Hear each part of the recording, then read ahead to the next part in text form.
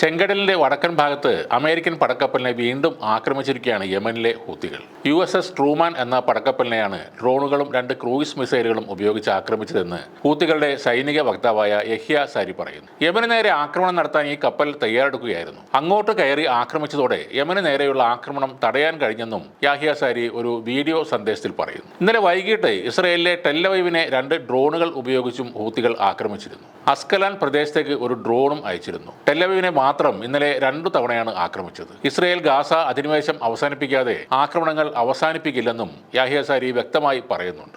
ആദ്യമായല്ല ഹൂത്തികൾ American യുദ്ധക്കപ്പലുകളെ ആക്രമിക്കുന്നത്. കഴിഞ്ഞ മാസം ഹൂത്തി വിമതരെ ലക്ഷ്യമിട്ടുള്ള നിരീക്ഷണത്തിനിടയിൽ ചെങ്കടലിൽ വെച്ച് സ്വന്തം വിമാനം അമേരിക്കൻ സൈന്യം വെടിവെച്ച് വീഴ്ത്തിയതായി വാർത്തകൾ വന്നിരുന്നു. വിമാനത്തിലുണ്ടായിരുന്ന 2 പൈലറ്റുമാരും നിസ്സാര പരിക്കുകളോടെ രക്ഷപ്പെട്ടെന്ന് അമേരിക്കൻ നാവികസേന പറഞ്ഞിരുന്നു. US നാവികസേനയുടെ FA-18 വിമാനമാണ് ഈ അപകടത്തിൽ തകർന്നത്. ഇറാന്റെ പിന്തുണയോടെ ഹൂത്തി വിമതർ ചെങ്കടലിൽ നടത്തുന്ന ആക്രമണങ്ങൾ തടയാൻ പെട്രോളിംഗ് നടത്തുന്നതിനിടെയായിരുന്നു ഈ സംഭവം ഉണ്ടായത്. അമേരിക്കൻ നാവികസേനയുടെ വിമാനവാഹിനി കപ്പലിൽ നിന്ന് പറന്നുയർന്ന ഒരു വിമാനമാണ് അപകടത്തിൽ തകർന്നത്. USS ഹാരി എസ് ട്രൂമാൻ എന്ന വിമാനവാഹിനി കപ്പലിൽ നിന്നാണ് വെടിവെച്ചതെന്ന് സെൻട്രൽ കമാൻഡ് അറിയിച്ചു. എന്നാൽ എങ്ങനെയാണ് അബദ്ധത്തിൽ വെടിയുതിർന്നത് എന്നതിനെക്കുറിച്ച് കൃത്യമായ വിവരം ഇതുവരെ ലഭ്യമല്ല.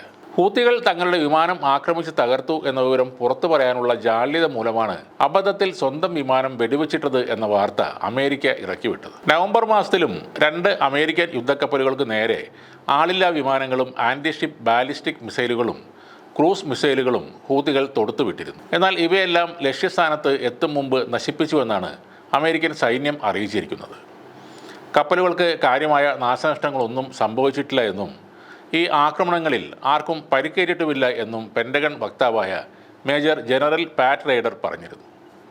അമേരിക്കൻ യുദ്ധക്കപ്പലായ USS എബ്രഹാം ലിങ്കണ് നേരെ ആക്രമണം നടത്തിയതായി ഹൂത്തികളും അന്ന് ഒരു പ്രസ്താവനയുടെ പറഞ്ഞിരുന്നു.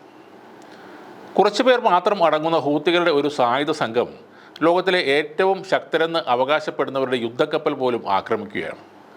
അത് തടയാൻ പോലും ആകാതെ നിൽക്കുകയാണ് അമേരിക്കയിലും ഇസ്രയേലും മറ്റ് സഖ്യരാജ്യങ്ങളും.